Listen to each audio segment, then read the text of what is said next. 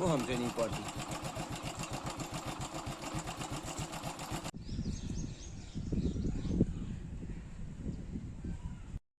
હું જેસંગ ગોપાલ રાઠોડ, મારું ગામ જાંબડી, માજી સરપંચ.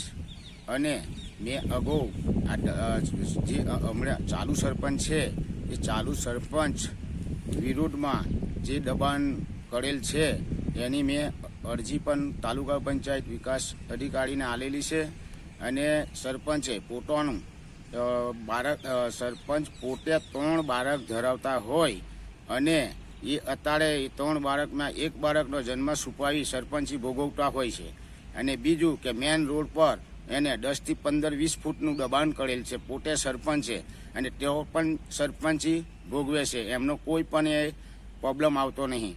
બીજું કે સરકારી જગ્યામાં તો 3 બોર કરેલા છે અને તે પણ અત્યારે સરપંચી ભોગવે છે તો પણ એને પ્રોબ્લેમ આવતો નહીં. બીજું મનરેગામાં રોડ બનાવેલા છે માટી મેટલ, એની ઉપર ઓએનજીસીના મેં અગાઉ સરપંચ હતો એ એક 4 લાખનો રોડ બનાવેલ મંજૂર હતો અને એક 4.5 લાખ રૂપિયાનો રોડ મંજૂર હતો.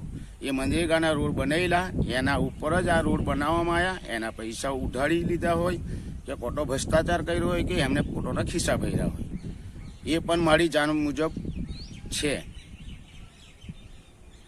એટલે આવા સરપંચો ગેરકાયદેસર કામો કરતા હોય છે.